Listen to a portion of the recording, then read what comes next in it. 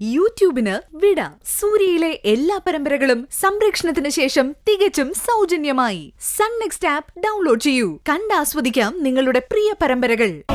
പലതിനും അവളോടൊപ്പം മുൻനിരയിൽ ഉണ്ടായിരുന്നത് ആന്റിയാ. ഇനിയിപ്പോ നമ്മൾ ഇതിനെക്കുറിച്ച് ഒന്നും പറഞ്ഞിട്ട് കാര്യമില്ല.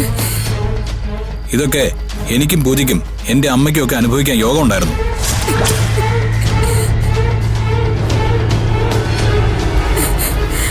എന്തൊരു ബഹളം കേട്ടത്? മധുവിന് എന്തെങ്കിലും പറ്റിയോ? ഒന്നും പറ്റിയില്ല. പ്രിയോടുള്ള ദേഷ്യം തീർത്തതാ. എടി സത്യം പറ, നീ അവളെ കൊല്ലാൻ ശ്രമിച്ചത് നീ അവളും കൂടെ ചേർന്ന് നടത്തിയ കള്ളത്തരങ്ങളെല്ലാം ഒരിക്കൽ പുറത്തു വരുന്നുള്ള ഭയം കൊണ്ടല്ലേ? ഇവള് പിടിക്കപ്പെടാതിരിക്കാന്, അല്ലാതെ കുടുംബസ്നേഹം കൊണ്ടൊന്നും അല്ല ഇങ്ങനെ ചെയ്തത്. അതെ, അങ്ങനെ തന്നെയാണെന്ന് കരുതിക്കോ. ആരൊക്കെ എന്തൊക്കെ പറഞ്ഞാലും എന്റെ മനസ്സിൽ കുറ്റബോധമുണ്ട്. ചേച്ചിയുടെ മകളാണെന്ന് പറഞ്ഞ് കയറി വന്നപ്പോ ഞാൻ അവളെ സ്വന്തം മോളെ പോലെ കരുതിയത്. ആ ഒരു വിചാരം മനസ്സിലുണ്ടായിരുന്നോണ്ടാ അവള് പറഞ്ഞ എല്ലാ കൂത്തും അങ്ങ് ആടിയത്. പിന്നെ പൂജയോട് എനിക്ക് അല്പം വൈരാഗ്യം ഉണ്ടായിരുന്നു. അതും കൂടി ചേർന്നപ്പോ ഞാൻ മറ്റൊന്നും ഓർത്തില്ല. ഒരു മുൻവിധിയും കൂടാതെ തന്നെ ഞാൻ അവളെ കൊല്ലാൻ തീരുമാനിച്ചത്.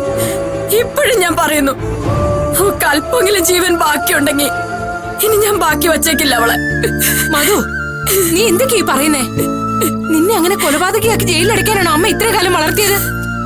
നിന്റെ എല്ലാ കൊള്ളരുതായ്മയ്ക്ക് കൊട പിടിച്ചതും നീ പറയുന്നതെല്ലാം കണ്ണും പൂട്ടി കേട്ടതും എല്ലാം എന്തിനാണെന്ന് നിനക്കറിയോ? നിന്നോടുള്ള സ്നേഹം കൊണ്ടാ. അസ്വസ്ഥമായ മനസ്സുള്ളവര് വെളിച്ചത്തിൽ പോലും വഴി തെറ്റുമെന്ന് നീ കേട്ടിട്ടില്ലേ? ഞങ്ങൾ എല്ലാവരും പറഞ്ഞിട്ട് നിനക്കെന്താ മനസ്സിലാവാത്തെ? എനിക്കൊന്നും മനസ്സിലാവില്ല. നിങ്ങളെയൊക്കെ ചതിച്ചതിനപ്പുറം അവൾ എന്നെ ചതിച്ചു. അതെനിക്ക് സഹിക്കാൻ പറ്റില്ല.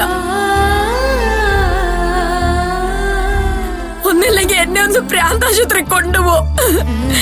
അവളെ ജീവനോടെ എനിക്ക് ഈ വീട്ടിൽ കാണണ്ട.